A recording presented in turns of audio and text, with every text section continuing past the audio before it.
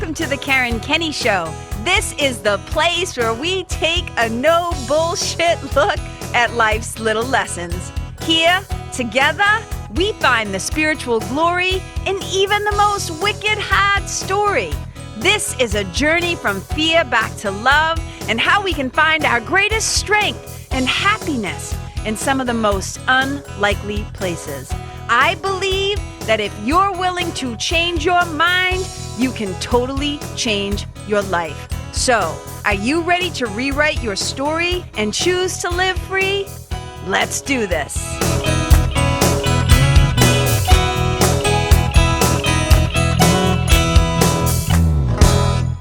Hey, you guys. Welcome to the Karen Kenney Show.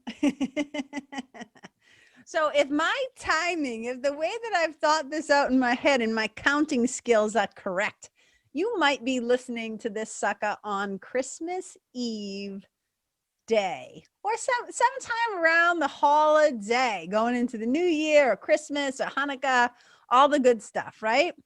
And so I wanted to share a couple of stories with you. And I wrote down some notes so I wouldn't forget like some of the main points. But I don't even know what I'm going to call this yet. I might call it the 4 F's of trauma typology. It's kind of fancy, isn't it? I might call it, are you a puffer fish or a fawn? I might call it, don't shrink, don't puff up. I don't know what I'm going to do yet, but you'll know why. So I'm not sure of the title, but sit tight because this episode is going to give us some insight into our own behaviors and the choices that we can make when we find ourselves in situations with people who maybe in the past have been button pushes or just people from our family that we often fall into different roles, and just our reactions to when we feel afraid or traumatized or whatever. So let me just start with the story because you guys know I love to tell stories. So last night, I don't even know what time it was. It could have been 3 a.m, 4 a.m. I don't know what it was. But it was one of those rare occasions when both my sweetie and I got up to go pee, to use the bathroom in the middle of the night at the same time. The problem is that neither one of us was aware that the other one was up. Okay. So here's what happens, as you can imagine. I roll out of bed. Doesn't even occur to me to check his side of the bed because I just think he's sleeping. And all of a sudden I get up and I walk out into the hallway, and it's pitch black, but I walk out into the hallway to go to the bathroom and I bump into him. So he's standing there and I literally go, ah! And I say, Jesus Christ, like that. And I literally grab my chest, like I grab my hat, like I think I'm having a heart attack. I'm like, ah! Like he scared the shit out of me because it wasn't just like, oh, I heard a noise. Like I literally physically bumped into him. And I was like, what? I was like, what are you doing? And he's like, oh, I got up to pee and I didn't hear you. And I thought I saw something. I thought I saw a light by the fireplace. And like, it was just like a total like collision, right? But like in the dark, unexpected, not on purpose. There's a reason why I'm telling you this. So while my heart is hammering away in my chest, I find myself getting pissed. I find myself getting angry. And immediately the ego mind starts to write this story. My poor sweetie's just like now, and I just like walk past him. I go and pee. Now he's standing in the hallway waiting for me because I thought that he like had already gone. Like, so now I basically cut the line, not intentionally, but right. So I'm sitting there, my hat is like hammering out of my chest, like a poor little rabbit that's been scared to death. And I start to find my mind starting to write all these stories. Why the fuck was he standing in the hallway? Didn't he hear me? What's he doing? Like it starts to like write this whole thing, trying to make my sweetie, like literally one of my favorite people on the planet, trying to make him wrong or bad or whatever the story was that my ego starts to construct. Now, lucky for me, I've been doing this work long enough. I've been a spiritual mentor and a spiritual seeker and somebody who's curious about why we think what we think, say what we say, do what we do, go where we go, right? Like I'm just fascinated by us. So I start to realize like, oh, I'm having this reaction.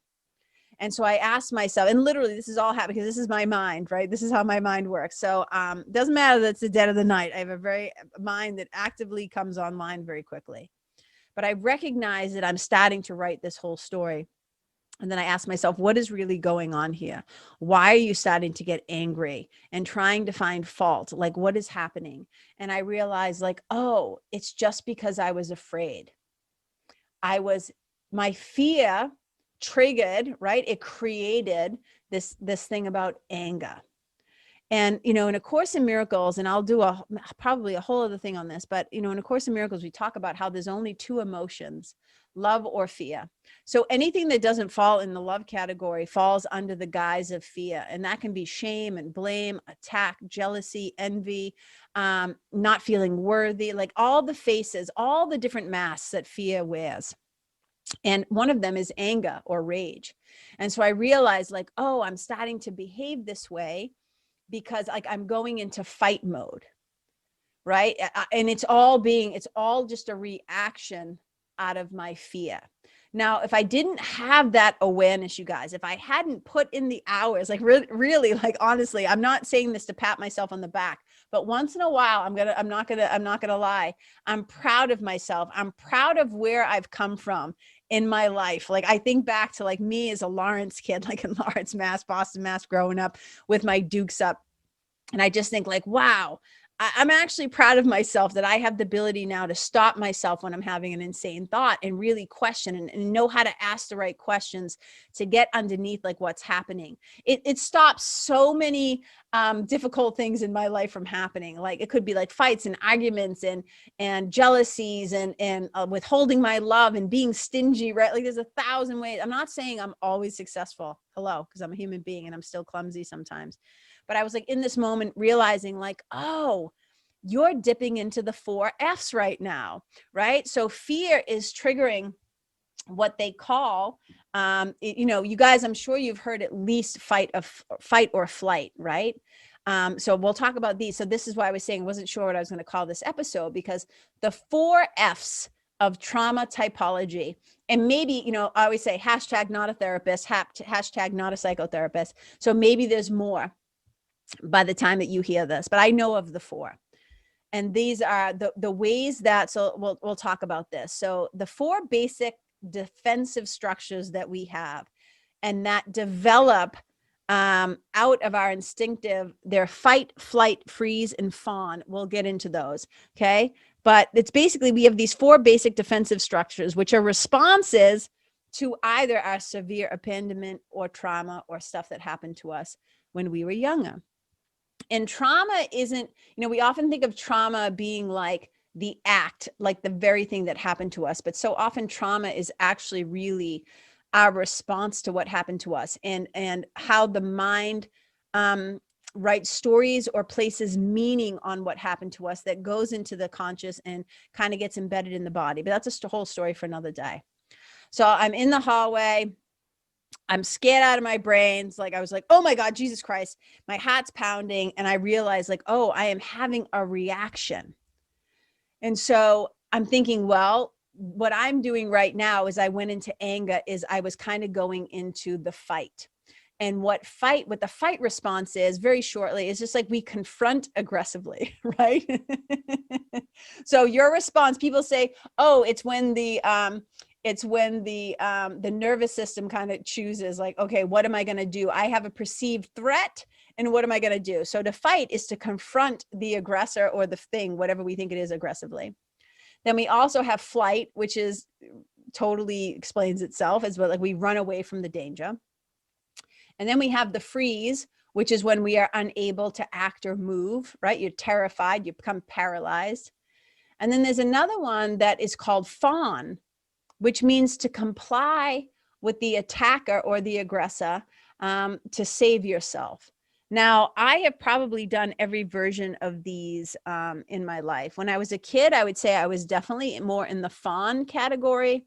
And then as I got older, I went into fight, definitely. So I was kind of a combination of the fawn and then the fight. So while I'm standing in the hallway, and I'm having this thought, and I finally go back to bed, And once my nervous system is triggered, it takes me a little while to come back. And I have lots of different tools that I use in my spiritual toolkit to bring me back to this. And maybe you can relate to this. Like maybe right away when I was reading that list of 4, you recognize yourself.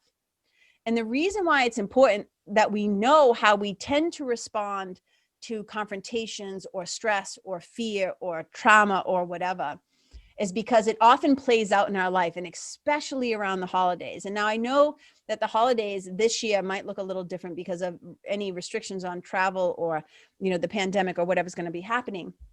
But the reason why, like, on this podcast, I love to talk about things, even if this year it's not possible that you're there in person, like really bumping up against family members or people who normally quote unquote trigger you or push your buttons or whatever. There will come a time when we will all be together again. So this shit is applicable across the board. And I think it's just helpful to know. So as I'm thinking about how I was responding, because I had some time in bed, and so I started to repeat my mantra. But as I was repeating my mantra, often what happens is my spiritual team, right? Like all of a sudden I was like, oh, this is actually something that I can talk about. This is actually important, this reaction that I'm having, because if we don't have this awareness of how we show up, we can easily fall into patterns where we end up creating more conflict and suffering in our life when it's not necessary. So it's wicked important that we as adults take responsibility for our own patterns and our own reactions. And if we can stop ourselves and take that moment to pause, where we can actually make a choice of how we want to respond, right, out of love versus reacting out of fear, like shit will just get a whole lot better. So I don't even say anything to my sweetie. I didn't say anything to him about it until a little while ago when I said, hey, I'm about to go upstairs to do a podcast, and you might hear me talking about you through the door. But know that I'm not mad at you or whatever, but I'm just explaining the story. And I basically had to tell him like what had gone on in my mind. And one of the reasons why I'm really excited to talk to you about this is because it's kind of like, this is just what you're getting, basically the inner workings of KK's mind right now. So I have the fright. I'm standing in the hallway. I notice myself reacting. I realize I could choose peace instead of this. I start looking at what am I really doing? And I start to think about the 4 F's. And I'm like, oh my God, this reminds me of the time that I heard Brene Brown tell this amazing story about this. And she didn't even talk about them necessarily as the fight, the flight, the fear, in the Fawn. But I realized, like, when I saw I watched a video and she was telling this story, and this was years ago, but I love it and it stayed with me. So I'm going to share it with you, how it all relates to this. And my hope is that it's helpful to you in some way and relatable to you in some way. So I was basically watching this live stream video event. It was taking place at the Omega Institute in Rhinebeck, New York. And I've been lucky enough to be there. As somebody who has attended events, I have been there as somebody who has assisted events, and I have been lucky enough to teach there at the Omega Institute 4 times now, which is just like one of my favorite spiritual, what would I call it, retreat centers, spiritual teaching places. Like I just love Omega. So it's been a great honor. So I'm on their mailing list. So I usually know when cool shit is happening there. So she was she was in a conversation series called, I think it was like Find Your Own Strength. And it was a conversation with Joan Halifax Roshi, who's an incredible teacher, Elizabeth Lessa, who's like one of the founders of, and I'm sure you've heard of her, maybe you haven't, but she's also an incredible author and leader, women's leader, a great thinker. And then also Brene Brown. So they're having this conversation. And there were some really brilliant insights that were shared that night. But one of the things that Brene said, like really struck me, and then it stuck with me. And I want to share it with you guys because, like I said, I think it might be helpful, especially as the holidays are upon us.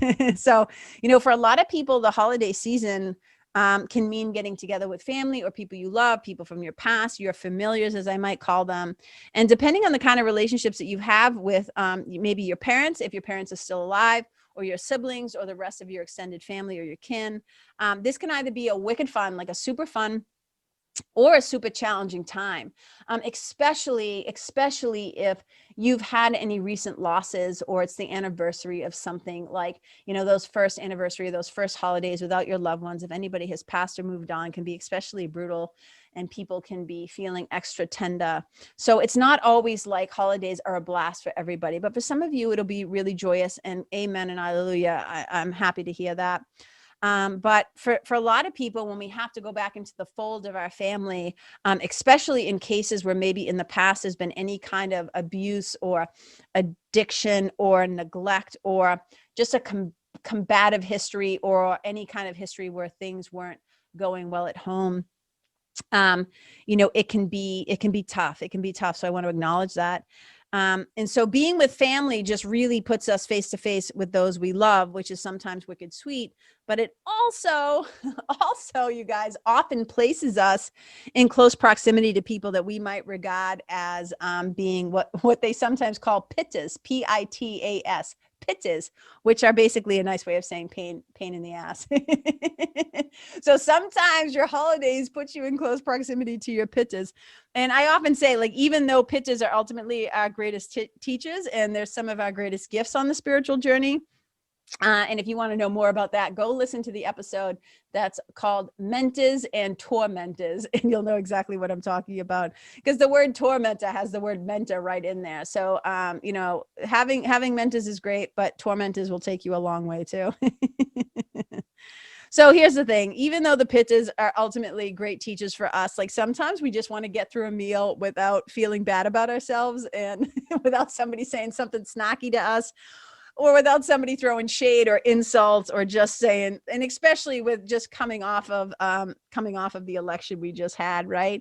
We just want to be able to have a peaceful interaction where people aren't throwing insults or in some cases like plates of food at each other. So something that Brene said that night as I was watching this video can definitely help us to navigate anything that might be awkward or irritating or any of these annoying situations that might come up. And she was telling this incredible story about this woman, right? This woman that she said always kind of like ruffles her feathers.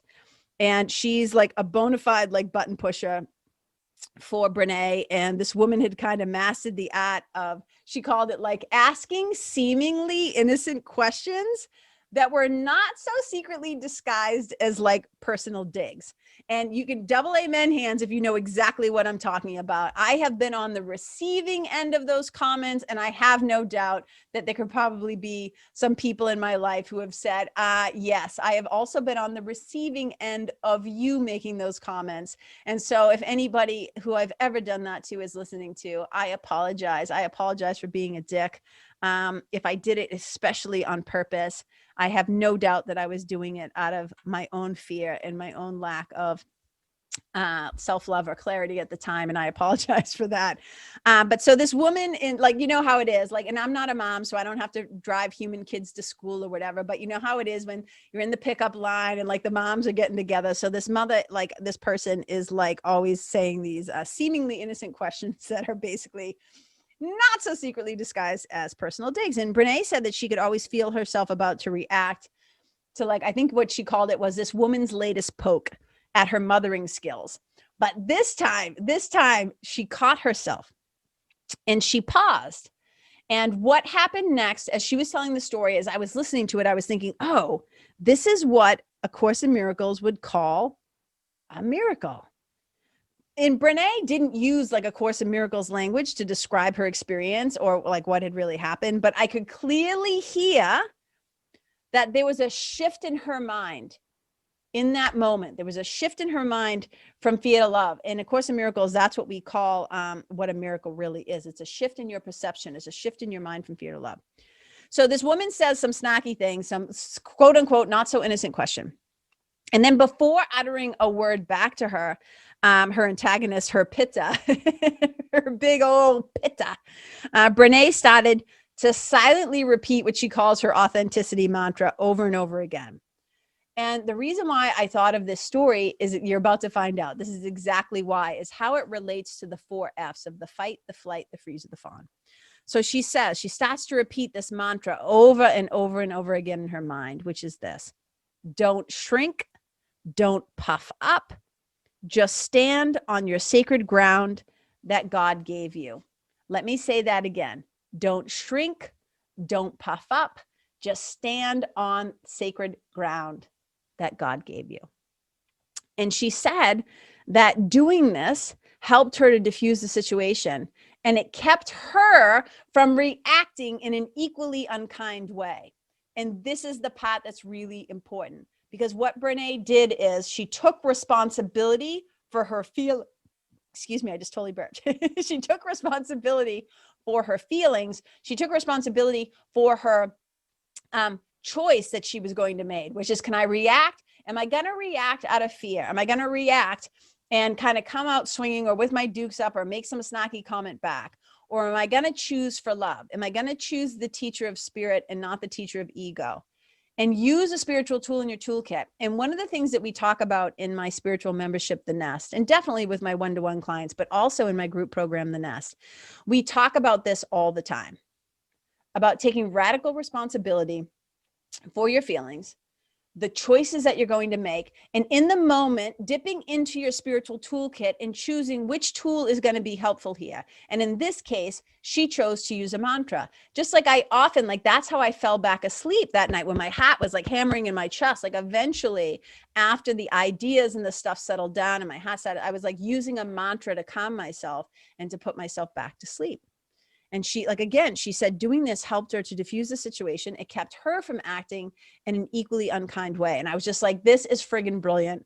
And it totally summarized and brought together so many of the, like, A Course in Miracles teachings that are already so near and dear to my heart. So I want to break them down. So like I told you the story about Brene and what she chose. And so basically when she says, don't shrink, that was her saying, like, don't freeze. Don't go into that place where I try to make myself like unable to move or unable to act. Like, don't make myself small, right? Don't play small. So that's the shrink, like, don't freeze. And then she said, and don't puff up, Brene. And that's what she's saying, like, don't fight. Don't get all puffy. Don't get all huffy. Don't feel like I need to confront this woman and be aggressive. Don't be a dick back, right? And when she said, just stand your sacred ground, what she was saying is, I'm not going to run away from this either. I'm not going to go into flight. Right. And also part of the shrinking is don't shrink. You know, that's the freeze and the fawn. Like that's the fawn. Like I'm not going to make myself small. Right. But she said, I'm going to stand my ground. So she chose to do the opposite of the 4 trauma responses, which I think is amazing. And she dipped into her spiritual toolbox. So let's break down her don't shrink, don't puff up, stand your sacred ground from A Course in Miracles perspective. So number 1, don't shrink. So lesson 153 of A Course in Miracles tells us this: be not afraid nor timid. Be not afraid nor timid. And my spiritual godmother, Marianne Williamson, she's known, right, for her famous quote that starts, our deepest fear is not that we are inadequate. Our deepest fear is that we are powerful beyond all measure. And in that quote, she goes on to say, you know, your playing small doesn't serve the world. There's nothing enlightened about shrinking so that other people won't feel insecure around you. So in that moment, when Brene says, I'm not going to shrink, like, don't shrink, this is what she's talking about. Do not be afraid nor timid. Although, like I said, she didn't apply it to A Course in Miracles, but as A Course in Miracles longtime student guide, I just couldn't help make these connections in my mind. And then number 2, she says, don't puff up. And so here's the deal. It's kind of a natural animal instinct that when we feel threatened or attacked, we either try to make ourselves like small, we shrink, or we try to make ourselves big, right? And we puff up. Just think about puffer fishes. Think about when cats, like they raise their back, right? They hunch their spine and their tail gets all puffy. We see it again and again and again, right? We make ourselves big and threatening. You put an animal in a corner, and a lot of times if they're not shrinking, right, and cowering, they'll get aggressive and they'll start growling or growling or showing their teeth and stuff like that. That's all that puffing up.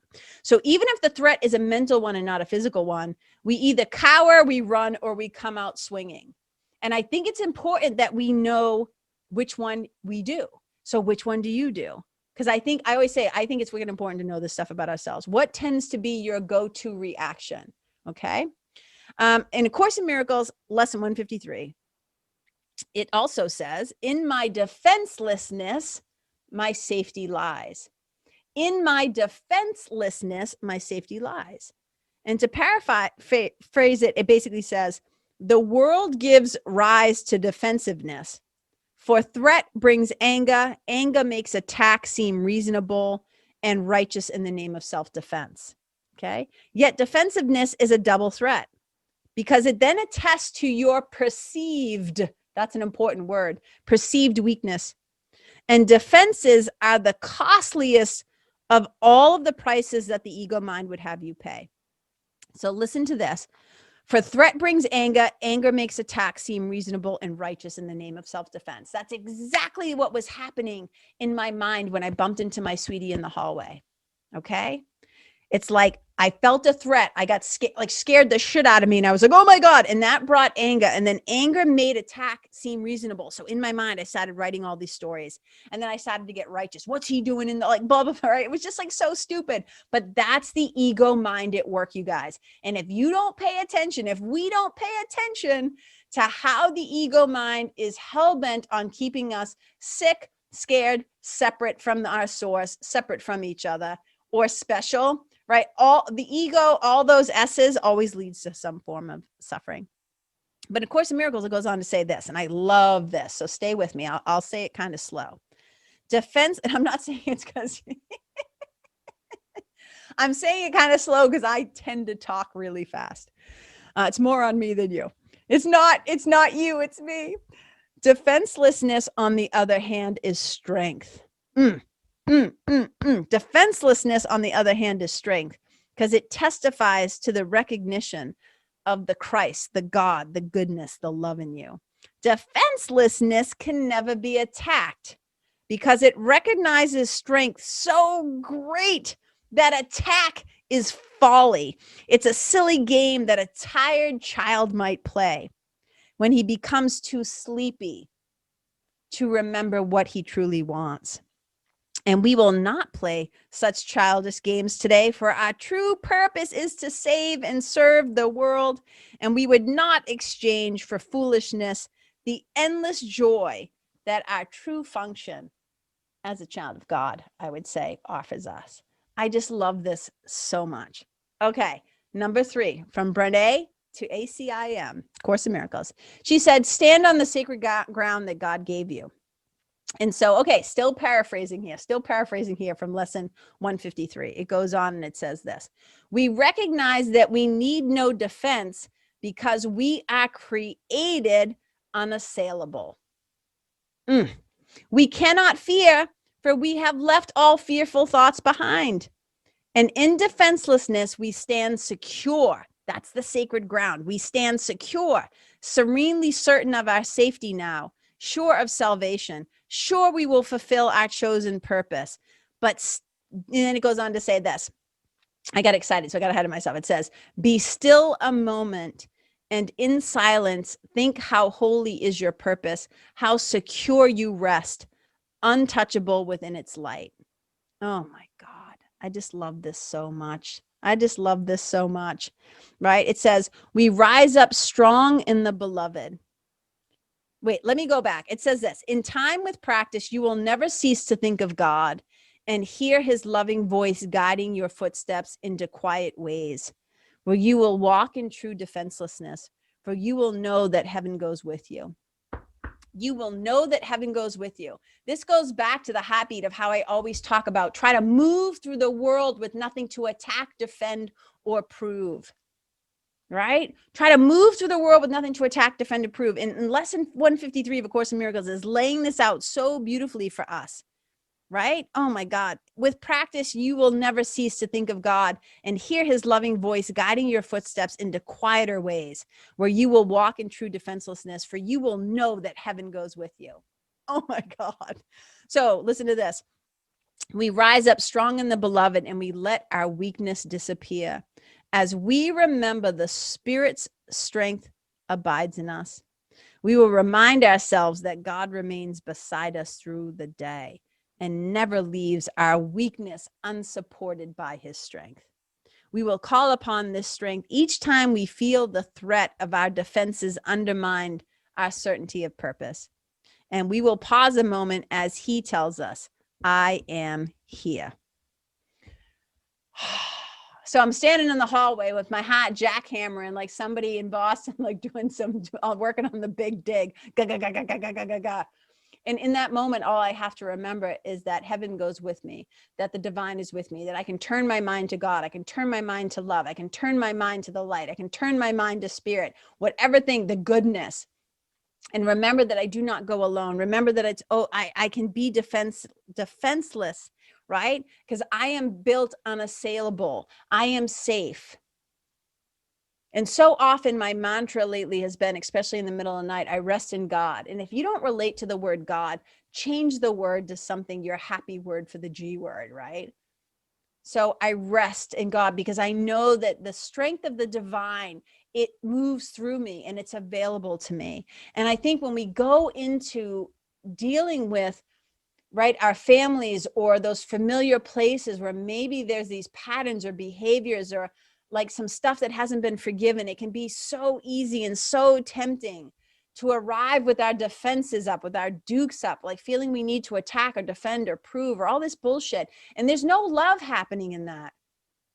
That's why it's not really fun sometimes to get together on the holidays, because it's not like everybody is leading with love, but it only takes one person to be willing to let go of the old stories, to let go of the old way of being, to not feel like they have to shrink or to puff up or to do any of those F's, right? Fight, flight, freeze, fawn. We can just show up in our forgiveness. We can just show up in our fullness. We can show up in our wholeness and our holiness, knowing who goes with us. And I remind myself this, I think to myself, so if I've been created and you've been created, if we've all been created unassailable, knowing that we cannot really be attacked or defeated. If we know that the divine remains beside us through the day, and then if we know that like heaven goes with us everywhere, then what could we possibly have to defend, attack, prove, or ultimately fear? These are the things I find myself thinking about. You know, so when we find ourselves faced with a person who's maybe not acting their best, hence this woman in the line, in the pickup line at the school, because they're acting out of their own fear, we don't have to react. We don't have to shrink. We don't have to puff up. We just have to take a few good deep breaths, to pause, to go into our spiritual toolkit, to use one of those tools, an appropriate tool, and then practice standing on the sacred ground of love. That's all we need to do. So when my ego mind gets triggered by fear, which perfect example again, in the hallway with my hot hammering like a little bunny rabbit. You know, when my ego mind gets triggered out of fear, it's of great comfort to me to remember that I can always choose again. I can always choose love. I can make a conscious decision to not go into the habitual patterns of my past, my history, my fear, my blame, my judgment, all that shit. I've built up the muscle enough. Again, I'm not 100% perfect. None of us are, but I've had enough practice of remembering my true self and remembering like, oh yeah, I could choose peace instead of this. And these are the gifts, the spiritual toolkit, like all this stuff that I love to share with people. It's why I do this podcast. Really, the podcast is a gift from my heart to yours, right? For people who maybe can't afford to work with me one-to-one, or for folks who maybe, well, now the nest is 1,000 times more affordable. That's why I'm so excited about it. And it's opening up again, you guys, in January. In January, mid-January, I'm going to open up the nest to the public. And if that resonates with your heart, let me know and I'll put you on the waiting list. You can just send me a DM or an email, Karen@KarenKenney.com, and I'll put your name on the list, because this is where we talk about and practice implementing and integrating these spiritual tools that you always hear me talking about it.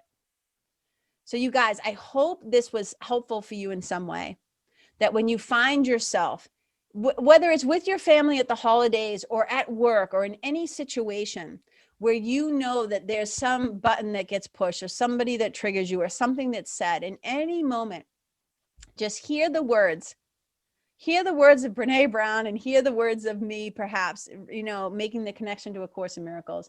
Don't shrink, don't puff up, just stand the sacred ground that God gave you, and really get to know yourself, how you respond to trauma, how you respond to your own fear, to abandonment, to all the stuff that maybe went down in your past. Because it's really, they're just defensive structures. And it's in our defenselessness that safety lies. But these defensive structures that show up as fighting, to confront aggressively, that's the puffing up, to the flight response, which is running away from danger, which we don't want to do. We want to stand our ground. I'm not saying don't run away from danger. There might be times when it's perfectly, like I'm talking in the human form, when it is perfectly smart to get your ass out of there, right? When we freeze, when unable to act or to move, that's when we shrink. And then also the fawning, which is when we comply with our attacker to save ourselves. So know the ways that you tend to respond, because I just think one of our greatest jobs in this lifetime is to know ourselves. And what I mean by that is to know ourselves, who we truly are as extensions of the divine, as God's kids, but also to know our personalities, our ego personalities, in the ways that it tries to get in the way of us knowing our true selves. So you guys, I love you. If you are in fact listening to this on Christmas Eve or Christmas Day or during the holidays, just know that, guys, we made it. We made it in the end of 2020. Holy Jesus, you guys, we did it. Here we are. If you can hear the sound of my voice, just know that I appreciate you so much. Thank you for listening. Thank you for being a part of my world, a part of my family. I appreciate you. I have so much gratitude for you. And I just hope that the new year, and I'll talk about this a little bit more maybe on the next episode, but I just hope that this new year is beautiful for you in so many ways. And just know that I have so much love for you in my heart. And I believe in you, and I'm cheering for you. I am cheerleading you. And again, like I said, I'd love to have you join us in the nest. My spiritual membership. You can join as a monthly member, or you can sign up as an annual member to get a discount, a bonus discount of 2 months free. It's kind of cool.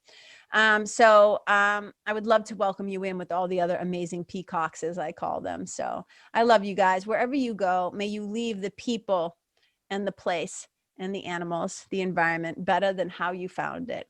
Wherever you go, may you be a blessing. Bye. Hey, you guys, thank you so much for tuning in to this episode of the Karen Kenney Show. I super duper appreciate your time, friendship, and support. And look, if something that I shared from my heart today somehow landed in yours, I'd love to hear about it. So please tag me on Facebook or Instagram or IG stories or wherever the cool kids are hanging out these days, and let me know what your favorite part was or what you found most helpful. You can find me over at Karen Kenney Live. That's Karen, KenneYlive. And if you're digging what I'm saying and you want to hear more, I'd be wicked grateful if you could go to iTunes and subscribe and leave a review, because you guys, that's how you'll help me to keep spreading the love. And if you can think of someone that could benefit from hearing this episode, please share it with them.